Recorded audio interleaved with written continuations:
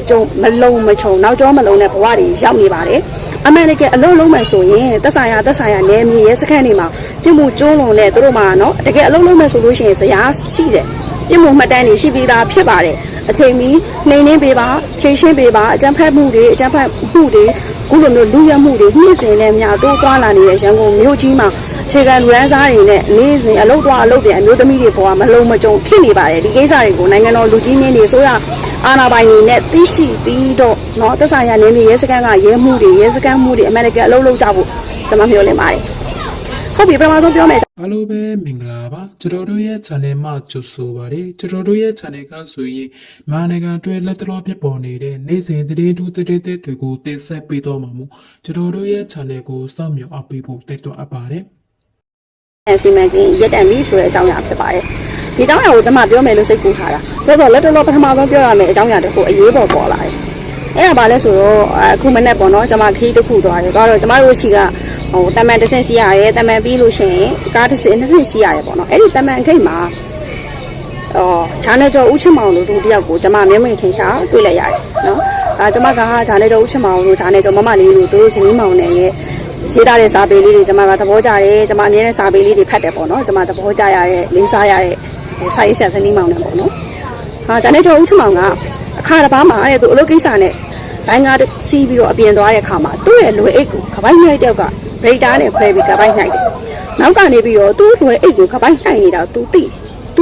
ိနဲ့ကပိုင်းနှိုက်ပါပြောကပိုင်းနှိုက်လို့អော်လိုက်လို့ရှိရင်အဲ့ဒီကပိုင်းနှိုက်ရှက်သွားမှဆိုးလို့တနာလို့ဆိုပြီးတော့ကပိုင်းနှိုက်တာကိုနှုတ်ပိတ်ပြီးငြိမ်နေလိုက်အဲ့ဒီအကြောင်းအရာကိုသူ့မိမဖြစ်တဲ့ဂျာနဲ့ကျော်မမလေးပေါ့နော်တင်းကိုပြန်ပြောတော့သူ့မိမငကိုရဲဂျာနဲ့ကျော်မမလေးရဲ့စိတ်ဆက်တယ်လို့ဆိုတော့သူ့ယောက်ျားကမချိတင်ခဲ့ဖြစ်ပြီးပြောခဲ့တာပြောတာဆူတာပေါ့နော်အဲ့လိုအကြောင်းအရာလေးဖြစ်ခဲ့တယ်ရှိခဲ့ဆိုတော့ဒီနေ့ကျွန်မမျက်နှာကိုတွေ့ခဲ့တဲ့ဂျာနဲ့ကျော်ဦးရှင်းမောင်ကြတော့ကပိုင်းလိုက်ပါပြောကပိုင်းလိုက်လို့អော်လိုက်လို့ရှိရင်ကပိုင်းလိုက်ကရှက်သွားမှာဆိုးလို့တနာလို့ငြိမ်နေတာမျိုးမဟုတ်ပဲနဲ့ကပိုင်းလိုက်ပြောကပိုင်းလိုက်လို့អော်လိုက်လို့ရှိရင်ဒါနဲ့အထိုးခံရမှာကြောက်လို့ငြိမ်နေရတာဖြစ်တယ်နော်ကပိုင်းလိုက်ပြောကပိုင်းလိုက်လို့ကိုယ်ကပိုင်းလိုက်တာတိနဲ့ပြောလိုက်လို့ရှိရင်ဒါနဲ့အထိုးခံရမှာကြောက်လို့ငြိမ်ပြီးနှုတ်ပိတ်နေရတယ်ဆိုတော့ရန်ကုန်မြို့ပေါ်မှာအဲ့လိုကိစ္စတွေအများကြီးများလာပါတယ်ငကိုတွေကမရှိဘူးလားမေးရင်ရှိတယ်သို့တော့တောမီလောင်တောကြောင်လက်ခမောင်းခက်ပိုးပြီးများလာပါတယ်အခုလိုခိုးဆိုးလူနိုင်တွေကိုနိုင်ငံတော်အစိုးရအနေနဲ့အချိန်မီနှိမ်နှင်းပေးပါဖြည့်ရှင်းပေးပါအခြေခံလူတန်းစားတွေနော်အလုပ်ပြန်အထူးသဖြင့်အမျိုးသမီးတွေဘဝလုံးဝမရရကတော့သွေးစွန်းတော့ဈေးကြစီမံကိန်းဒီသွေးစွန်းတော့ဈေးကြစီမံကိန်းဆိုတာကမိရန်ကနေပြီးတော့ရခိုင်မြောက်ပိုင်းကိုလူသားချင်းစာနာမှုကူညီတွေသူတို့ပေးမယ်ဒါပေမဲ့ကျမတို့မြန်မာနိုင်ငံရဲ့တရားဝင်ဆိုရဖြစ်တဲ့နာဆာကအိမ်ဆောင်အစိုးရကိုကြော်ပြီးတော့ဘင်္ဂလားဒေ့ရှ်ကနေတဆင့်ရခိုင်ကိုတိုက်ရိုက်ပေးဖို့မယ်အစီအစဉ်နော်နာဆာကအိမ်ဆောင်အစိုးရရဲ့တရားဝင်ဖြစ်တဲ့မှုကိုသူတို့ကထိန်ချန်ပြီးအစိုးရကိုဘေးဖယ်ပြီးတော့ဘင်္ဂလားဒေ့ရှ်ကနေရခိုင်ကိုတိုက်ရိုက်သူလူသားချင်းစာနာမှုထောက်ထားအကူအညီတွေပေးရမယ်ဆိုတဲ့ကိစ္စပေါ့နော်ဒီကိစ္စပေါ်မှာလက်ရှိမှာဘင်္ဂလားဒေ့ရှ်နိုင်ငံရဲ့စစ်ဦးစီးချုပ်ကနေပြီးတော့သူတို့ဘင်္ဂလားလေးတက်မတော်နေနဲ့ကသူတို့နိုင်ငံရဲ့အချုပ်အခြာအာဏာကိုထိပါမဲ့ကိစ္စမျိုးသူလက်မခံဘူးပေါ့နော်ဒါကြောင့်မလို့ဒီလိုမျိုးသူတို့ဘင်္ဂလားဒေ့ရှ်ကိုဖျက်ပြီးတော့ရခိုင်ကိုဓာတ်ရိုက်ဒီလိုမျိုးအကူအညီတွေပေးဖို့ခြင်းဟာတွေးစွန်းသောဇင်းကြံစီမံကိန်းဖြစ်လို့လက်မခံဘူးလို့တရားဝင်ပြောဆိုလိုက်ပြီလို့ကနဦးကြားသိရပါတယ်ဆိုတော့ဒီသတင်းကိုအတည်ပြုဖို့ဆိုရင်ကျမတို့2ရက်3ရက်လောက်စောင့်ရပါလိမ့်မယ်နော်တစ်ဆက်ထဲမှာလည်းလက်ရှိမှာဆိုရင်ဘင်္ဂလားဒေ့ရှ်ရဲ့ယာယီဆိုရကောင်းဆောင်ယူနုကနေပြီးဆိုရအဖွဲ့ကနေနှုတ်ထွက်မယ်ဆိုတဲ့သတင်းတွေလည်းကြားနေတာဖြစ်တဲ့အတွက်မြန်မာပြည်ကနေပြီးတော့စစ်အမီခွေးမြော်ဘဝနော်စစ်အမီခွေးမြော်ဘဝရောက်နေတဲ့ AA နဲ့အကြမ်းဖက်သမားတွေအတွက်ထောင်စားခွက်ပြောက်ကိန်းကြုံပြီလို့ပြောရမှာဖြစ်ပါတယ်နောက်တစ်ခုကအိန္ဒိယနယ်ခြားဆောင်တဲ့အာသန်ရိုင်ဖယ်တက်ကနေပြီးတော့နော်အိန္ဒိယမြန်မာနယ်စပ်မှာ PDF 10ယောက်ကိုပြစ်တက်လိုက်တဲ့မှုဒီမှုပေါ်မှာတချို့ကပြောကြတယ်ဒါဟာမြန်မာနိုင်ငံတော်အစိုးရအနေနဲ့ဒီကိစ္စကိုဆောင်ရွက်တင်ပါတယ်လို့စသည်ဖြင့်တချို့ဟိုဘက်က lobby ပြောရကြတော့ဒီသူတို့တမူပါကဖိုင်ကအိန္ဒိယစစ်တပ်ကနေပြီးတော့နယ်စပ်ချန်စီယိုကနေလို့သူတို့ကနယ်စပ်ချန်စီယိုမကာဖို့နိုင်ငံအတွက်သူတို့ကတက်ခန္ဓာပေးအပ်ပြီးကာဝယ်လိုက်လို့အိန္ဒိယစစ်တပ်ကနေပြစ်တက်ပြီးခံရပါတယ်ဆိုပြီးတော့နော်လိတ်တဘိုးကိုလိတ်ဖြစ်အောင်လေလိုင်းတန်လူသမားတွေပြောဆိုနေကြတယ်ဆိုတော့ကအိန္ဒိယနဲ့ပတ်သက်လို့အများတန်းကျမတို့ရင်ထဲမှာထည့်ထားရမယ့်ကိစ္စနှစ်ခုရှိတယ်အိန္ဒိယနဲ့ပတ်သက်လို့ကျမတို့ရင်ထဲမှာထည့်ထားရမယ့်ချက်နှစ်ချက်ရှိတယ်ပထမတစ်ချက်ကဘာလဲဆိုတော့အိန္ဒိယရဲ့နိုင်ငံအကြီးအကဲကပြောခဲ့တယ်2024ကျမတို့လေတက်စီဝေးမှာပြောခဲ့တယ်ဘာပြောလဲအိန္ဒိယနိုင်ငံရဲ့အစိုးရဆက်ဆက်ဟာမြန်မာစစ်တပ်နဲ့ဆက်ဆံရေးကောင်းမှုလိုလားပါတယ်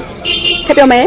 အိန္ဒိယရဲ့တရားဝင်ခေါင်းဆောင်ကတရားဝင်ကမ္ဘာမီဒီယာအသီးသီးကိုပြောကြားခဲ့တဲ့စကားရှိတယ်အိန္ဒိယရဲ့အစိုးရဆက်ဆက်လက်ရှိမိုဒီအစိုးရလည်းမဟုတ်ဘူးနော်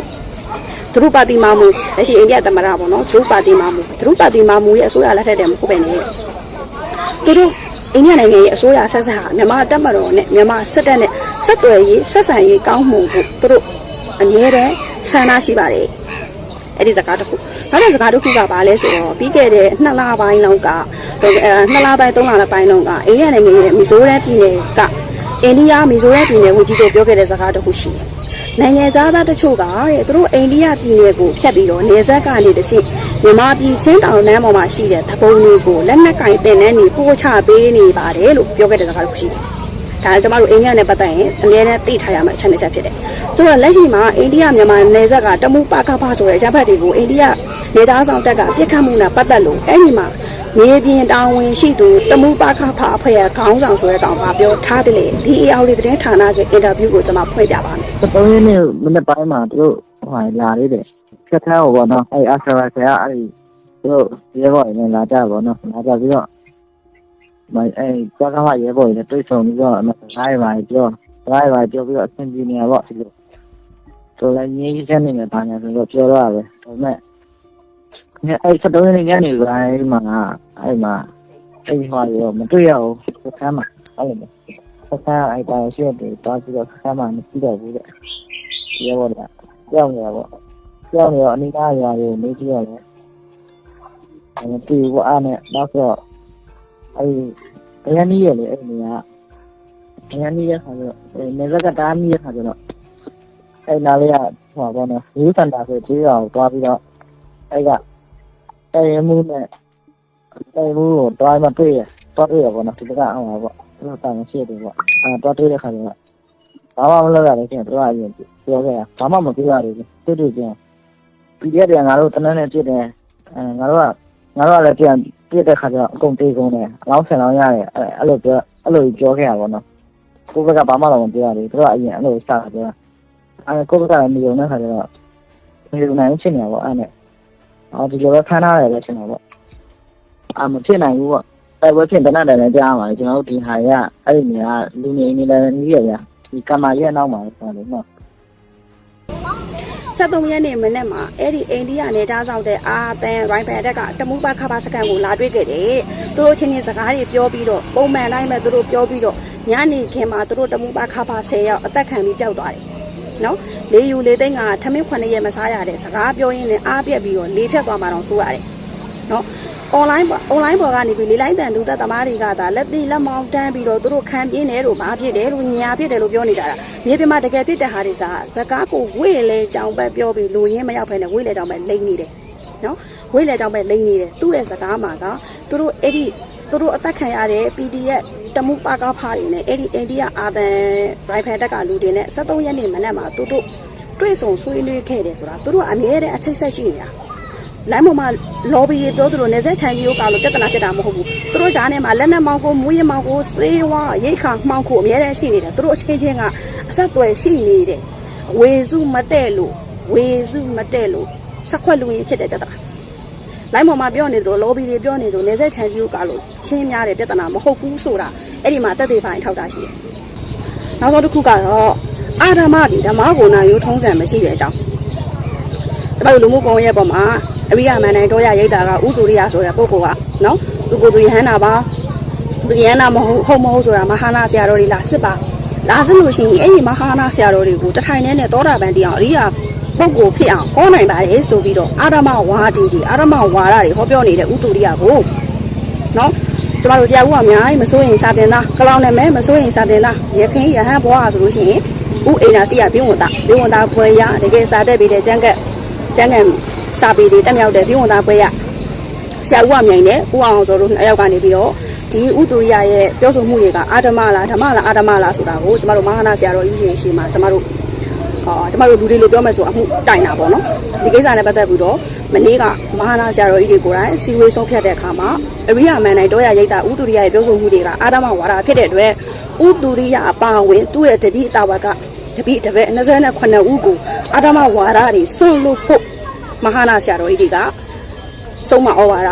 ဓမ္မဆက်နဲ့ဆုံးမဝါဒပေးခဲ့တယ်သို့တော့ဥတူရိယပါဝင်28ဦးကဓမ္မဆက်ရဲ့အဆုံးအမကိုမခံယူဘဲနဲ့သူတို့ရဲ့အာဓမဝါဒကိုမစွန့်လွတ်နိုင်ဘူးဆိုပြီးတော့လက်မှတ်မထိုးပါဘူးဒါကြောင့်မို့လို့ဓမ္မဆက်နဲ့ဆုံးမလို့အရေးယူလို့မရရင်အာနာဆက်နဲ့ဆုံးမရမယ်ရှင်ဖြစ်ပါတယ်နော်ဆိုတော့ကအာဓမဆိုတာဓမ္မကိုနိုင်ယူထုံးစံမရှိဘူးလို့ကျမတို့ရိုးရိုးရှင်းရှင်းပဲပြောရပါလိမ့်မယ်။နော်ဒီကိစ္စဆိုလို့ရှိရင်ပြီးခဲ့တဲ့2024 17လပိုင်းလောက်ကဆိုကျွန်မလှည့်ကူတရားရုံးမှာဒီဥတုရိယတို့ဒီအာဓမဓမ္မအာဓမကိစ္စနဲ့ပတ်သက်ပြီးတော့ပေါ့နော်ကျွန်မတို့ဒီကိုနောင်တော်လေးတို့ကျွန်မတို့မိသားရေးဆရာတော်တွေနဲ့တွားရောက်ပြီးတော့ဒီကိစ္စနဲ့ပတ်သက်လို့ကျွန်မတို့ဆွေးနွေးကြတာတွေရှိတယ်။ရှိတော့ဆိုလို့ရှိရင်အဲ့တော့ဆိုရင်DPP မှာ